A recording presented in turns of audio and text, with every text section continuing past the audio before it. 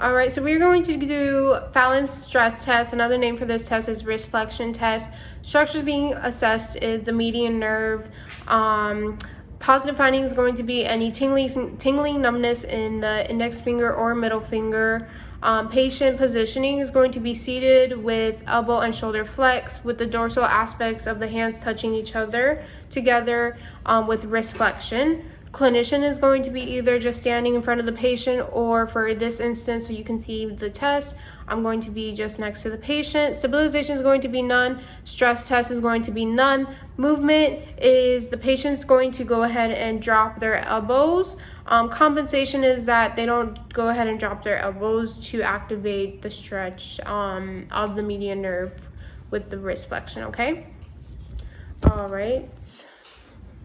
So go ahead and bend your elbows like this, touch your hands, and then what you're gonna do is make sure you drop the elbows with continuous touching the hands. No, just drop the elbows. There you go. So what he did previously was a compensation. The patient does not drop the elbows, or they drop it too much where the hands are not touching together anymore. Do you have any pain, numbness, tingling? We are not doing this separately. It's just a one test, so we're assessing both sides. All right, so we are now doing the flexor tendon avulsion test. Another name for this test is Jersey finger test.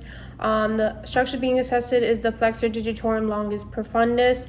Positive finding is that the digit with the flexor tendon avulsion does not fully flex into the palm when the hand is in a fist. Patient positioning is going to be seated. Clinician positioning is just going to be next to the patient or in front. Stabilization is none. Stress is none. Movement, the patient's making a fist. Compensations, the patient could flex the wrist to really make a fist. So we just want to make sure with that. We're going to do the non-involved side first, which is the left side. Go ahead and bend your elbow. Elbows resting on the table, and you're going to make a fist, and please show the fist. All right. Okay, and then now we're going to do the involved side, the right side.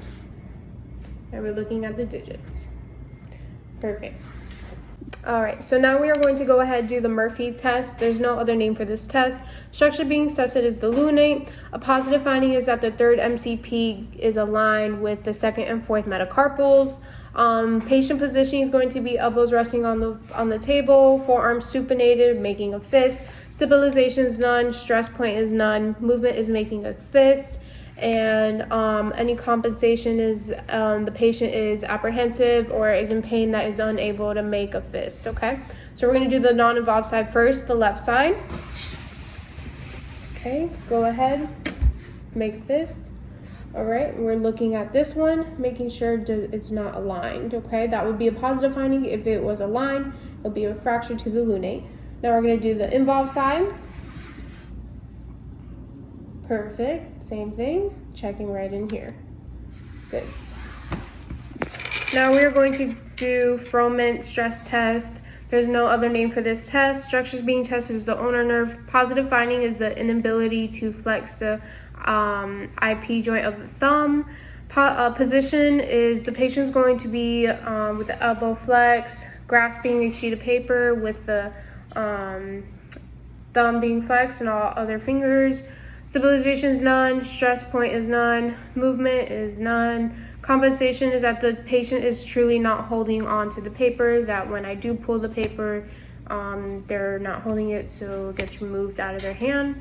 So we're going to do the non-involved side first, which is the left side. You come over here.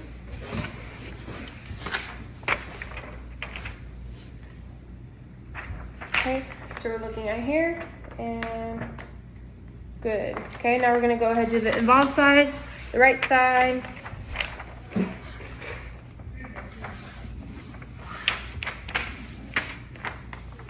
Good.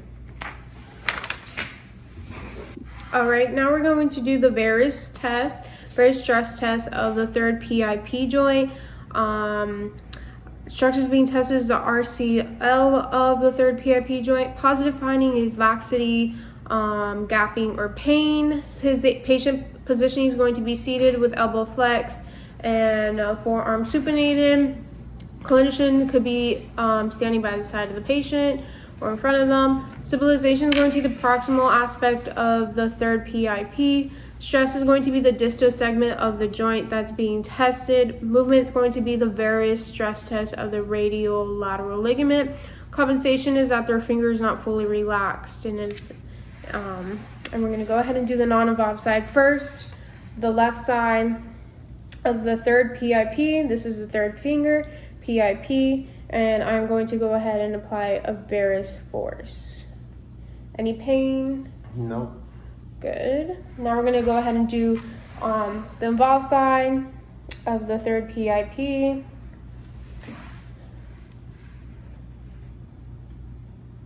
Any pain? No. Good. All right, so now we're going to do Tinel sign. Another name for this test is Hoffman-Tinel sign nerve percussion test. Structures being tested is the median nerve, thumb, femur eminence, and the ulnar nerve. Positive finding is any tingling, paresthesia along the nerve pathology. Patient position is going to be seated with forearm supinated. Clinician is going to be standing next to the patient or in front. Stabilization is going to be supporting hand, that of the hand being tested. Stress test is going to be on the carpal tunnel proximal side lobe of the radiostylo process. Movement is going to be my index finger or middle finger tapping over the nerve site. And compensations, the patient is apprehensive or pulling away due to pain and exacerbating the tingling and numbness. All right, so we're going to do the non-involved side first. The left side. My patient's elbow is bent, forearm supinated, and I'm going to go ahead and tap on the nerve side.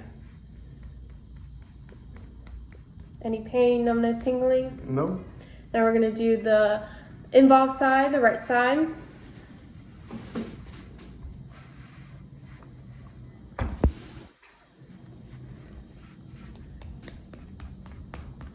We can do it here, and or we can do it on the radiostyloid process.